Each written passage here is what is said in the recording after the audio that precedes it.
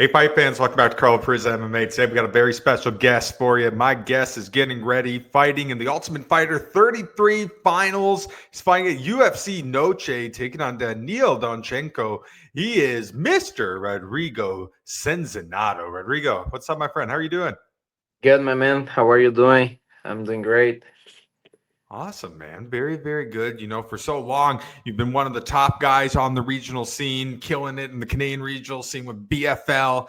Then we saw you on the Ultimate Fighter, man. This whole year has been absolutely Yeah. crazy for you. You're supposed to do it in Chicago. That didn't happen. What exactly? What's that whole deal with that whole situation? What went wrong there? What happened there? Yeah, unfortunately, so like I was really, really excited to fight, really confident on myself, I was ready to go. But unfortunately, I did hurt myself when I was running outside. I unfortunately stepped in the hole in the street. So I twist my ankle and I keep trying, like moving, right? So the next day morning, I could not step. So I had to let the commission know, right? The doctors, the UFC doctors, and then they started doing stuff. They tried to like give me a shot. They tried to like ask for tape my feet, but I'm not allowed to do the tape, and I was not allowed to do the shot because of the doping, right? And they just choose move my fight forward to the UFC Noche, and to be honest, I'm really excited as well because I do can speak Spanish with them. I can speak Portuguese, so I think for me is like the God's plan. Is always have the best for me. Absolutely. It's kind of crazy. The life of a professional fighter, it's like a roller coaster ride, right? There's highs, there's lows. So many people are watching the sport. Very few people understand what it's like to try to make an organization like the UFC. When you're battling it out on the regional scene, a lot of guys have to have 9 to 5 jobs because you're not making millions of dollars fighting in the regional promotions. You miss birthdays, weddings, Thanksgivings, dinners. You stay up late. You wake up really early. Your whole life is consumed around fighting and maybe have the opportunities that you've been lucky to have and are about to have at UFC Noche here. For you, you've been doing this for such a long time. What's made you stick through it, man? Yeah, bro. It's like I don't just fight for myself. It's like I have like a lot behind me, a lot of motivation. Like every single day when I step out of my bed, I will keep working hard, like 100% every single day to make my dream come true, and to be the ultimate fighter, not just the ultimate fighter, right? So I do have the goal, I do have the dream, and I know I will complete. I will be the UFC champion one day. And what I have to do is work hard every day because I know the hard work always pays off. Absolutely. One thing I want to really talk about on the regional scene was your last regional scene fight, the one against Jonathan Ramsey, Samurai. Ramsey was a big, big prospect in Canada. You went out there, man. You picked up an amazing performance. Following that victory, did you have an idea if it was the contender, maybe the Ultimate Fighter would be in your future? I had no idea, to be honest. I was like thinking about the contender series this year, right? That's my plan. So do that fight, maybe one more beginning of the year, and then wait for the shot on contender series. But happen, like when the tough like called me, do interviews and shit. So like, yo, goddamn, bro, I'm gonna go for sure. So it's gonna be like a great experience. And I knew it's gonna be hard, like be out of town, out of like internet and friends, family, everything. But is how the thing works. So you have to like go through for many things to make your dream come true. So I did. I knew I have to do like I had to do 2 fights in the house, and I knew it was gonna be hard. Like wake up twice in a month, but thanks God, man, everything did go well. I did like 2 fights in 13 days. I won both of them, and now I'm on the final, and so I'm great shape. My mindset's perfect, so I know and I do believe I will be the ultimate fighter. So, where were you when you got this phone call that you were invited to try out for the Ultimate Fighter? I was at home, so I was getting ready for training. Then I got a mail from them like, "Oh, you get approved for the first interview," and it was like, "Oh, let's call them." So I just told my coach, right, like, "Oh, it's gonna be next week," at that time, and I talked with them. I spoke with them. They love it, my energy, So And they are right, man. So yeah, we don't have a lot going on in the house this year. So, but I did shake a little bit, like the emotions there. So it was good though. Now, what was that like, man? Living, no phones, you're away from the real world, and you're with a bunch of fighters. What's it like living in that environment? To be honest, is really hard because you do live with another 15 dudes you never saw before, never met before, right? And everybody have the way to like cook, clean, or don't clean anything, So I do get pissed off when the house is messy, bro. I'm super clean, so I'm like really organized with everything. So I do get pissed off when like it's just a mess and everything dirty everywhere. Nobody wants like help to clean the house, so it was really really crazy. But yeah, it was fun. I had like a really good time with Chapolin, with Imanol, Alex. Like was the guys like I did come like closer in the house, right? And we still training together outside of the TUF. So Jeff Craigington as well, the guy just fighting the semifinal, also training down here with Daniel Cormier. So it's like bring a great, great, great team. Yeah, so you were on Team Cormier on the show. Now you're in San Jose right now, going to do the rest of the training Real life, camp. man. What?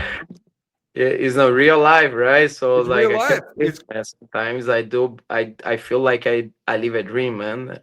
Many years ago I was like watching DC on TV and then never ever passing my mind like, oh, that dude's gonna be my coach one day. And here I'm at. absolutely. It's pretty cool what he's doing right now. He announced that he's trying to make this team, and he has a bunch of guys there right now. You're looking on his Instagram. For him, do you think he can make it as a top coach in the sport? Oh, definitely. So that's his goal. He did everything as athlete, right? So now he want to do as a coach. So and we are here to help him, bro. Make the things happen. Absolutely. One thing about you, man, you could definitely tell you have a personality, and you're not really even trying to show that personality. It just comes natural. Has this Yeah, always been how you are, man? Have you noticed this personality ever since you were younger? definitely, definitely. So I'm always like that. I don't have like too much patience to like hold and don't say anything or like you know what I'm saying. Like whenever I have to say something, bro, you will hear something from me, So I will make sure I don't like you. I will make sure I do love you, So I can't be fake, and I actually don't try to be fake. So people love me or hate me because of me, So don't get surprised when people say like I'm mean sometimes because I may do, bro. Like I gotta valorize. I gotta be good to people who's good for me. Absolutely. I think your personality really matches up with the way you fight. I love watching you fight, man, because you're always going for the finish when you're in there. Yeah. I mean, I don't think there's a moment where you're not going for it. You're not thinking of doing something. You're not trying to take your guy out. You take a lot of pride in that style. Yeah, yeah, I do love to mix both of them, because I put in my mind every single day I can't be just a grappler, I can't be just a striker, I have to be an MMA fighter. So I have to be able to work on my feet, so on the ground, So I keep working hard, and I'm sure my next fight's gonna surprise a few people, and other people won't get surprised because they know me. Obviously, before you went down to California to train with DC, you were up in BC in Canada. You guys have quite the squad up there. I mean, Radley De Silva just won on the Contender Series. Jamie Lynn Horf's up there. Lupe Godinez is up there. What's it like training out there? To be honest, I love Vancouver, bro. Vancouver is beautiful, especially in the summer. But I learned how love the winter as well. So I go to the mountain to do my snowboard on the weekend, So I have a good time, exactly like 36 5 days per year, right? So I love the energy like Vancouver gave to me. The people there like hug me as a family. So to me, like being a great time when I spend my time training there or just hang out in Vancouver. So I'm a big fan, So that's my heart. Absolutely. So you're getting ready to fight UFC Noche, one of the premier events of the year. You're taking on Daniil Donchenko. Overall, you got to live with this guy. What do you think of him as an opponent? And for me, it's gonna be like a fight, but has something personal behind, but I just want to like put in my mind it's just business. But he keeps saying he's gonna smash me. It's gonna be a easy fight for him. So I will make this like a really hard to him or really quick. Like who knows? But what I'm sure about that, I will finish my fight with my arms up. I will be the ultimate fighter. Absolutely. Do you feel that fighting is more mental than it is physical? Not for me, to be honest. I have like my mental health is like really really strong. My mind is always really strong, and I know how dangerous I can be and how kind I can be. And how mean I can be. So I don't feel like it's gonna be anything physical, anything like mental. It's like I'm good to go, man. Absolutely. Fighting out in the regional scene, obviously, you fought in front of crowds before. There are some people in attendance fighting on the Ultimate Fighter, the show. Not too many people in there when you're doing the competitions. This one, I mean, you're at one of the craziest events of the year. They always have one of the craziest cards. The fans are absolutely going nuts. Does that excite you? You get to fight in that kind of atmosphere? I definitely love it. I love when it's clown. It's like, to be honest, I get like a little nervous when it's empty. I love the energy of the people. When they scream, they like go go go. They like ask for more, right? So I love because I'm when I fight, when I watch the fights, I'm a fan like them. I want to see excited fights. So, and now is my turn. Now I'm inside of the octagon to bring you guys a big show. So that's my work right now. Give you guys a good night. Absolutely. I mean, your excitement when you talk, your personality, when you watch you fight, you bring the excitement. Do you really feel you could be one of these guys that the fans are just going to love? Are you going to become a fan favorite here? Definitely, I will be one of the guys that one day. It's like I do feel I'm the way right now. I'm already like getting like a lot of fans, so I get a message every single day, and I always try my best to take my time and text them back, so they feel they are not there. Like alone. It's like I'm here, I can see you, and thank for supporting me. I always try to show them some love. Absolutely. When you look at the history of the Ultimate Fighter, I mean, it's absolutely amazing. In my opinion, we wouldn't be where we're at today if it wasn't for the first season of the Ultimate Fighter. To me, that was the turning point that changed everything and it just snowballed from that point on. What would it mean to add your name to the list of all these greats that have won this show? Oh, that's a hard question, right? But for me, it's gonna mean everything, bro. Like everything I worked for many, many years, right? And why I'm doing this is gonna mean a lot for me. But I think I'm a little far to be one of these guys. I have so much to do, so much to work on it. But I'm sure I will be one of the guys when be a champion one day. They will look back. This dude came from the Ultimate Fighter, and the first video I sent to them, I told them my name is Rodrigo Sezinando. I'm 27 years old, and I will be the Ultimate Fighter on the season 33. So I hopefully they save that video and they can post it like in a few years when I be a champ on the UFC. Because that's my goal, and they will do. Obviously, we've been at this journey for quite a long time right now, but with knowing that, you're one fight away from getting the UFC, getting that contract, really starting to plant your legacy, do you feel like the real journey begins right now? Definitely, definitely. I feel like I just start. It's like whenever you go to the UFC, you are 0-0 anyways, right? So I think right now is just begin of my journey, and I have so much to like to do in there, so much to work on it. So it's gonna be great. For you, what's the ultimate goal? What's kind of legacy? What kind of impact do you want to leave on this sport? I want to live to them is you can come from nothing, from nowhere, from a simple life, simple guy, a normal guy, right? And be the guy one day. So you just need to believe yourself, find exactly what you love, and die for.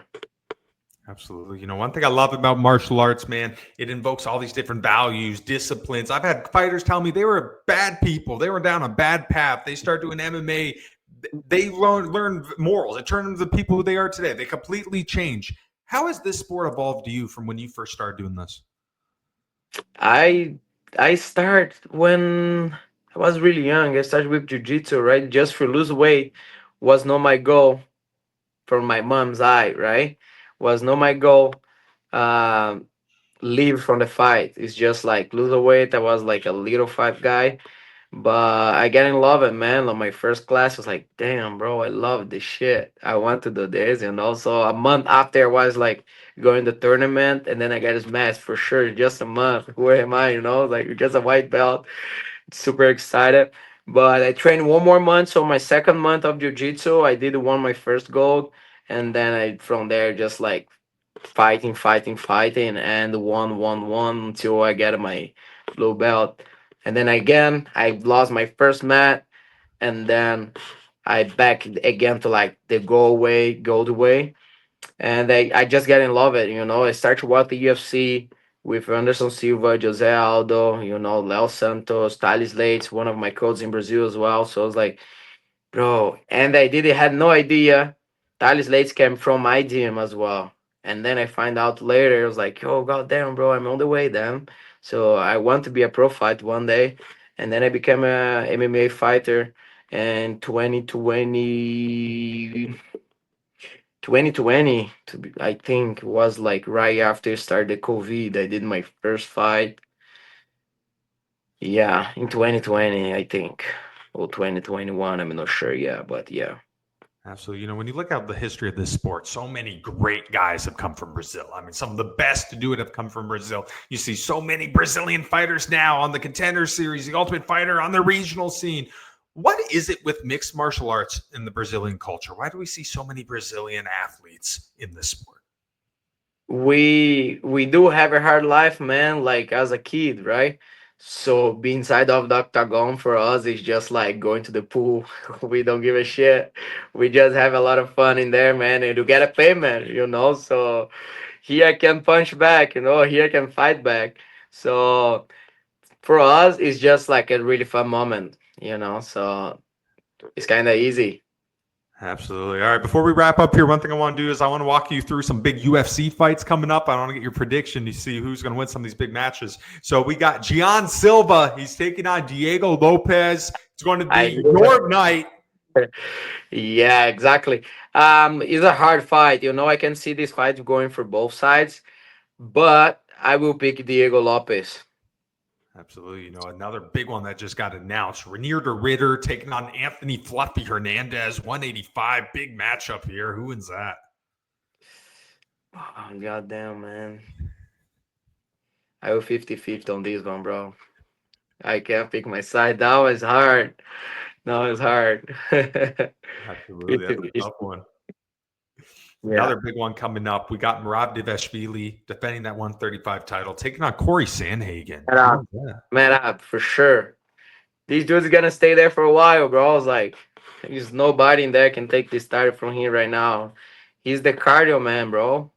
There's no way.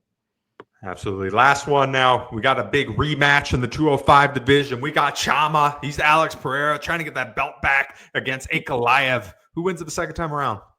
I think Pereira is gonna win because right now he sees like he do can defend his takedowns, so he won't be afraid to strike with him like more. So I do feel Shama's gonna be the champion again. We just mentioned some of the biggest names in this sport. Obviously you're trying to get in here, you're trying to get on that same platform, getting the big main event fights. Do you feed off these guys? Does this fire you up? Do you get motivation watching the big guys in the sport do their thing? Oh, definitely, definitely. They are like a big motivation for me. It's like they for sure start exactly from nowhere as well. A few of them start from nowhere and they're champion today. So I'm just one more guy on my way there. Absolutely, man. Since you've been on the show, obviously your name has gone out even more. What's it like when you're going on Instagram, Facebook, you're getting these messages, either kids, aspiring fighters, people like either, hey, man, I love you. I hope you're doing well. Or, hey, I look up to you. Like, you inspire me to do this. What's it like now being in this position? Yeah, it's really nice, really fun, but it's also like it's scaring me, because I know right now it's like more than ever. I have many, many, many people behind me, like look at me. So whenever I fail, they will fail as well. You know, it's like if I do something wrong, this give a chance to they do something wrong. So I have to take care a lot myself, like more than ever now, to be like to try. I can never be example for somebody, but to try my best to be like a good part of somebody's life. Absolutely. You know, there's so many people watching this sport in this day and age. And, you know, I think all the fans, we need all the fans we can get in MMA. I think it's great, all these eyeballs. But now we have a term called the casual fan.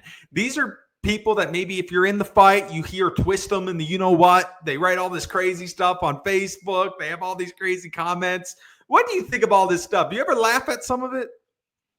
I do have a lot of fun, like read some shits because I can see they don't understand. They don't know how it's being inside of the octagon. You know, I was like, dude, you have no idea. You should try one day, right? Like few people told me, talk with me about Chimaev versus Duplessis, right?